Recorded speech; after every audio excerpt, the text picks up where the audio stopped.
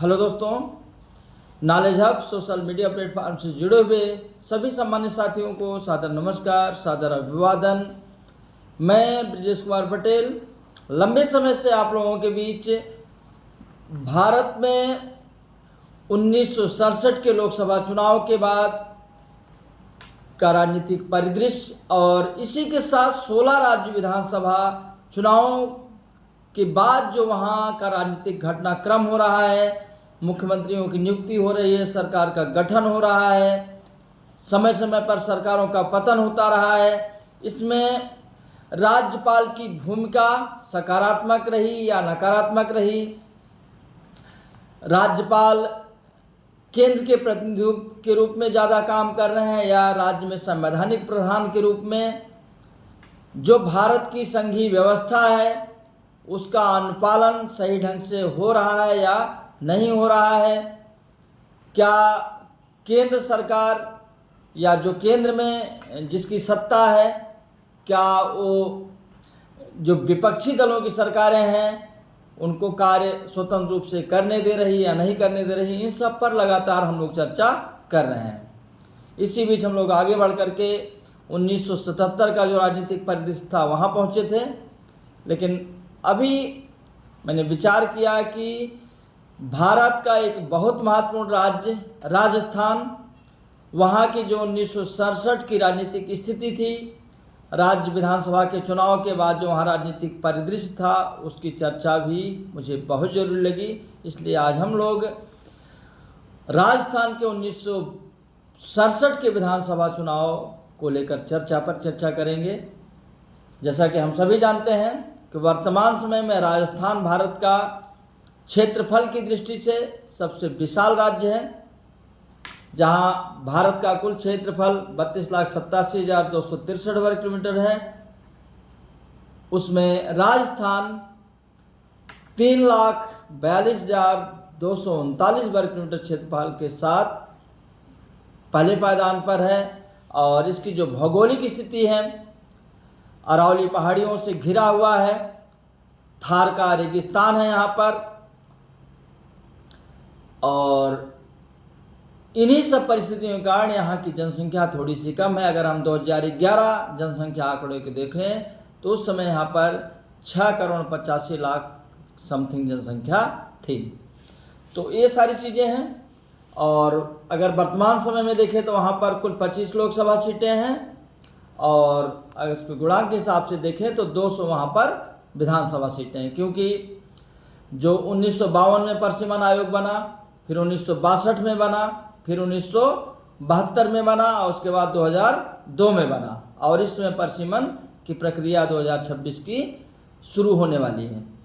तो जब 62 में बना तो 62 में जो वहाँ निर्धारण हुआ 184 वहाँ पर विधानसभा सीटें निर्धारित की गई और उन्हीं पर 1967 में चुनाव हुआ। केंद्र की जो राजनीतिक स्थिति थी, राजनीतिक घटनाक्रम था, उस पर कई बार चर्चा कर चुके हैं, थोड़ा सा समय उस पर भी देंगे।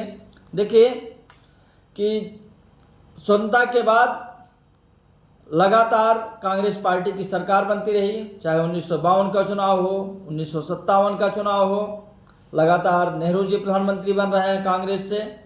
1962 का चुनाव होता है, फिर पंडित जवाहरलाल नेहरू प्रधानमंत्री बनते हैं, और 27 मई 1964 को उनका देहांत होता है।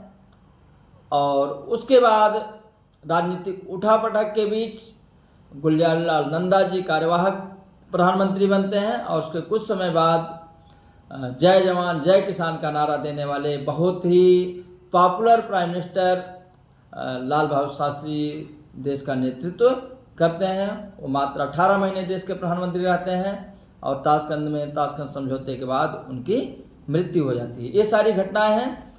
तो 62 के बाद 67 में चुनाव होता है, लेकिन लाल बहादुर शास्त्री जी की मृत्यु के बाद 1966 में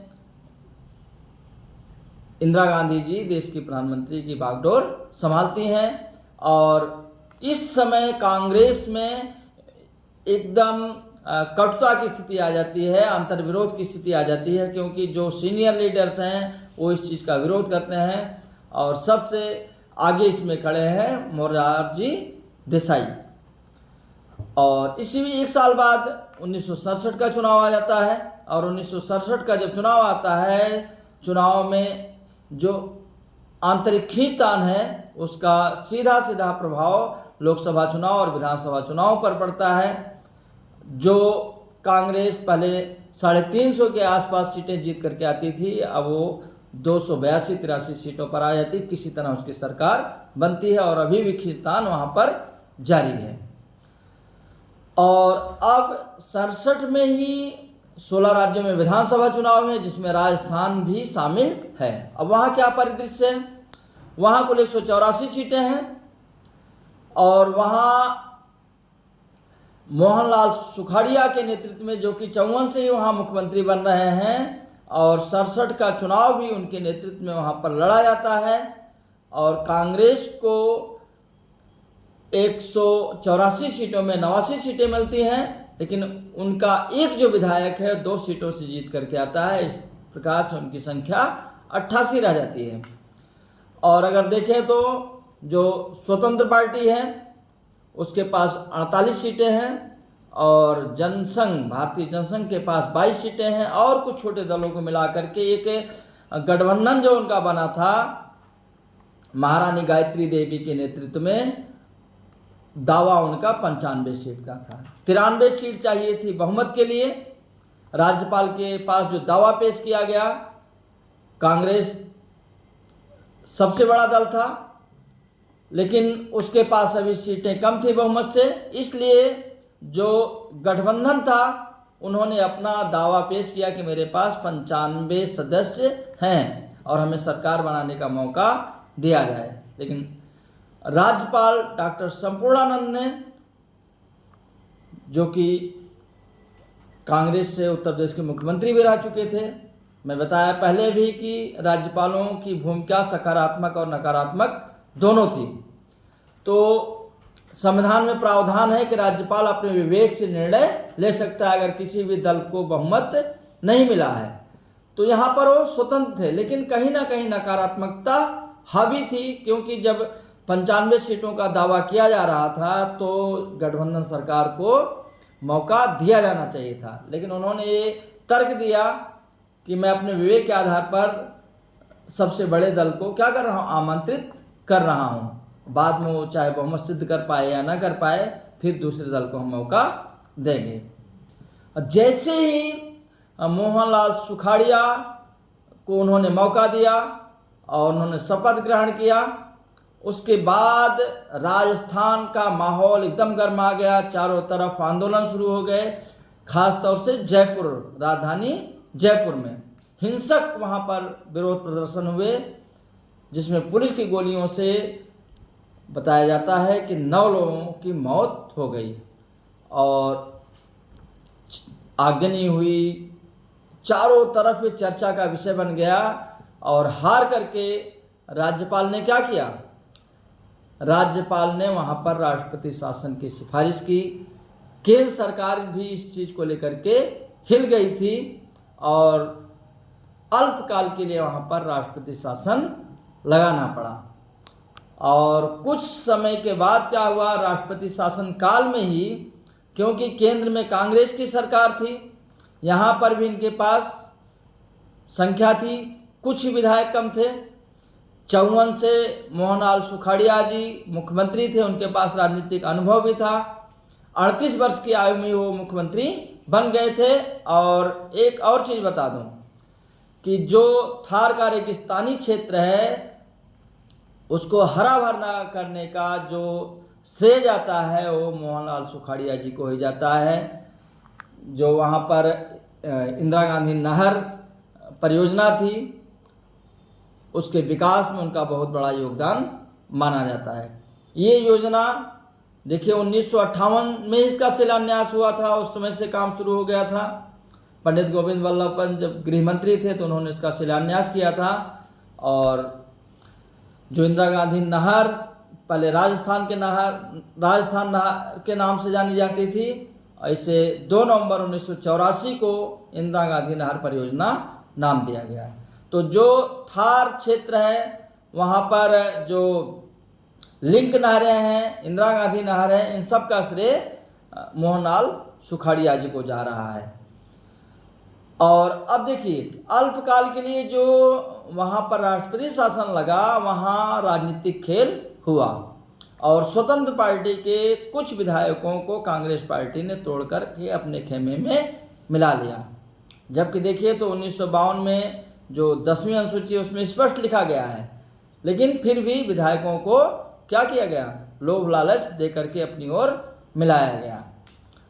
और राष्ट्रपति शासन समाप्त होने के बाद डॉक्टर संपूर्णानंद जो राज्यपाल हैं, दोबारा मोहनलाल सुखाड़िया को क्या करते हैं, मुख्यमंत्री पद के लिए आमंत्रित करते हैं, उनको शपथ दिलाते हैं। और देखिए संयोग कि इतनी उठापटक के बावजूद ये सरकार जो 1967 में चुनाव हुआ और अपना कार्यकाल पूरा की और 1971 तक मोहनलाल सुखाड़िया राजस्थान के मुख्यमंत्री रहे। और जब 72 का चुनाव होता है, देखिए थोड़ा सा आगे बढ़ेंगे, 72 के चुनाव में क्या हो रहा है, वहाँ अब एक नए नेता आ रहे हैं, बरकतुल्ला खां आ रहे हैं, मुस्लिम नेता हैं।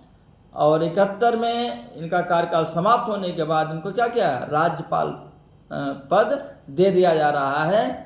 और 72 का चुनाव प्रचंड बहुमत के साथ राजस्थान में कांग्रेस जीत रही है और बरकतुल्ला वहाँ के मुख्यमंत्री बन रहे हैं। लेकिन अगले साल उनकी मौत हो जाती है तो फिर कैलाश जोशी जी वहाँ के मुख्यमंत्री बनते हैं।